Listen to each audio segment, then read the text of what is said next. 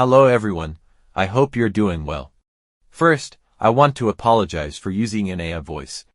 My English isn't strong enough to speak for myself, so I chose this method for the video.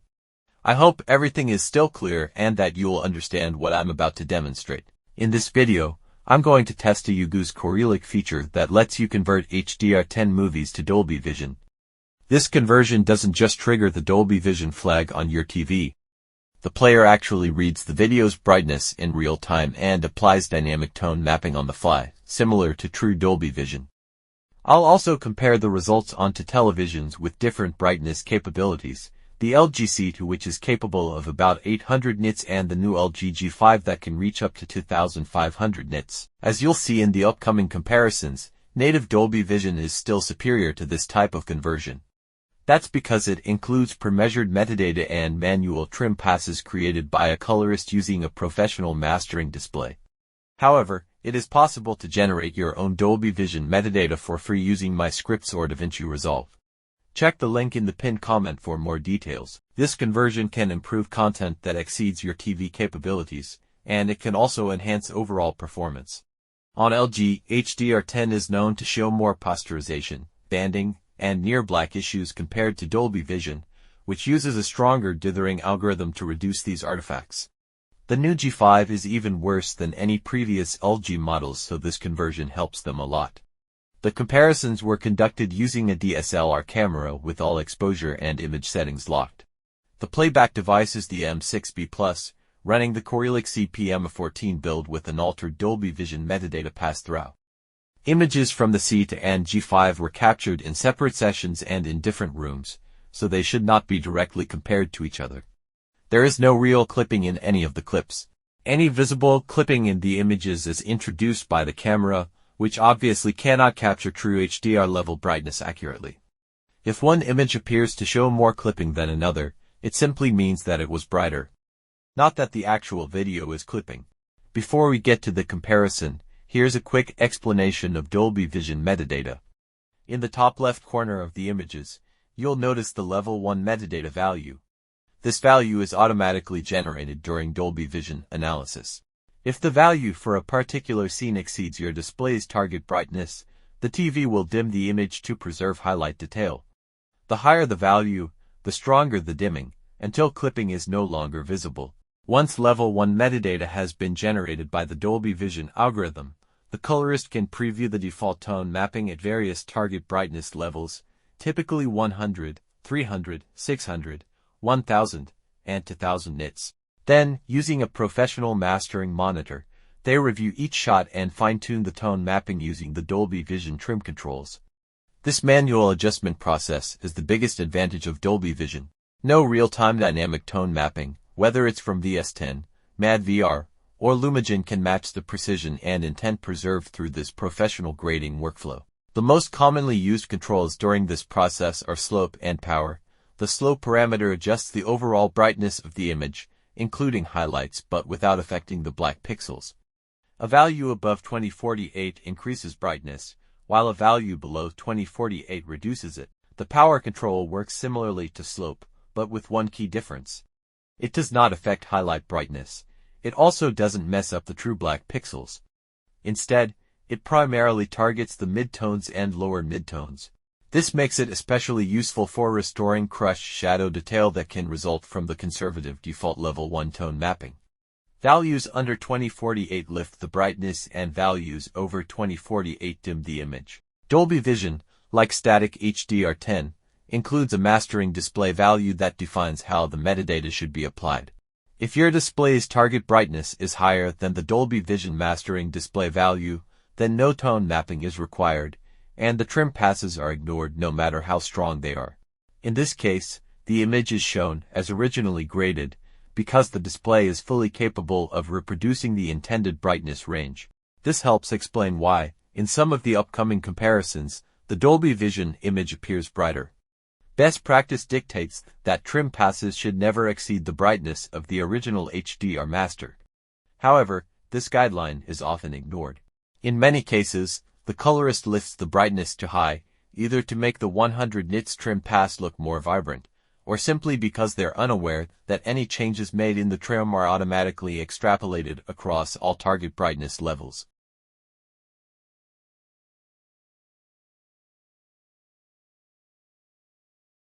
As you can see, when the content exceeds the capabilities of my G5, the VS10 Dolby Vision conversion takes a very conservative approach. While it avoids any visible clipping, the result appears noticeably dimmer compared to native Dolby Vision, which preserves just as much detail but with greater brightness and overall impact. When the content is close to the capabilities of my G5, both images appear very similar, with little to no noticeable difference between the VS10 conversion and native Dolby Vision unless the trim passes have been lifted brighter than the HDR master, which the colorist ideally should not do in the first place.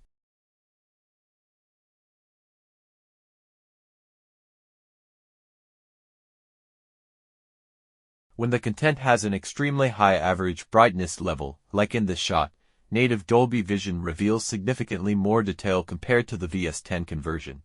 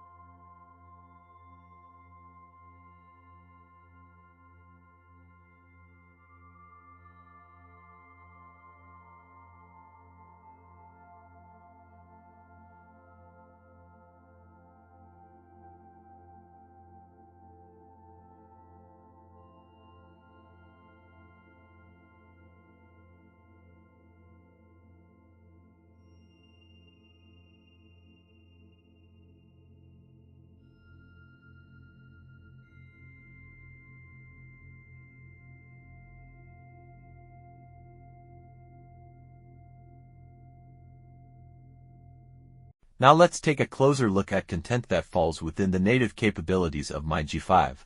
In these cases, you'll notice that unless the Dolby Vision trim passes have been lifted beyond the HDR master, there's practically no visible difference between the VS10 conversion and native Dolby Vision playback. This is because, when the target brightness of the scene matches or stays below the panel's peak capabilities, no aggressive tone mapping is required, and both approaches can render the image accurately and with full detail and retain accurate colors. Considering that the vast majority of HDR content is graded with a peak brightness under 1000 nits, the VS10 Dolby Vision conversion becomes a very compelling option. It provides a cleaner, more stable image compared to HDR10 playback, especially on the G5, which is often plagued with issues like banding, posterization, dithering noise, and near-black handling issues. In such cases, the VS10 engine not only enhances consistency, but also delivers a viewing experience that's closer to the original creative intent without the technical limitations of LG per HDR10 processing.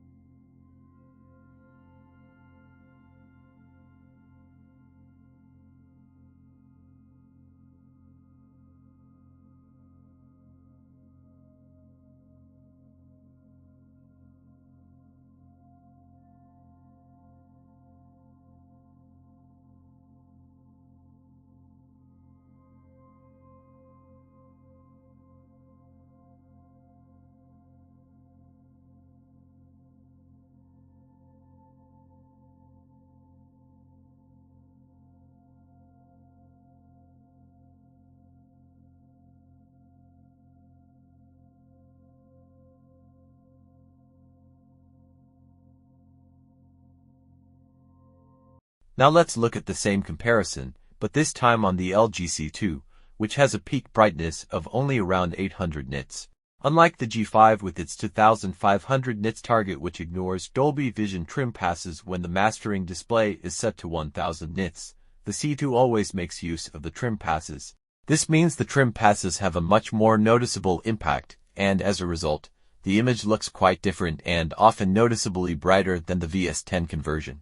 Because of this, I'm not sure I'd recommend using the VS10 conversion on displays with such limited peak brightness. There are better alternatives, such as generating true, pre-measured Dolby Vision metadata using my scripts or DaVinci Resolve. Yes, it requires more time and effort, but if you're aiming for the best possible picture quality, it's absolutely worth it. In my experience, the VS10 engine on low brightness displays tends to be too conservative. The tone mapping can be overly aggressive and results in an image that often looks dimmer and less impactful than native HDR10, especially for content mastered at 1000 nits or below. That said, it can still be useful for content with very high peak brightness, where it helps preserve highlight detail and avoid any clipping. The VS10 engine never clips. And finally, all of the test files used in this video are available for download via the link in the pinned comment, so you can reproduce these comparisons and judge the results for yourself.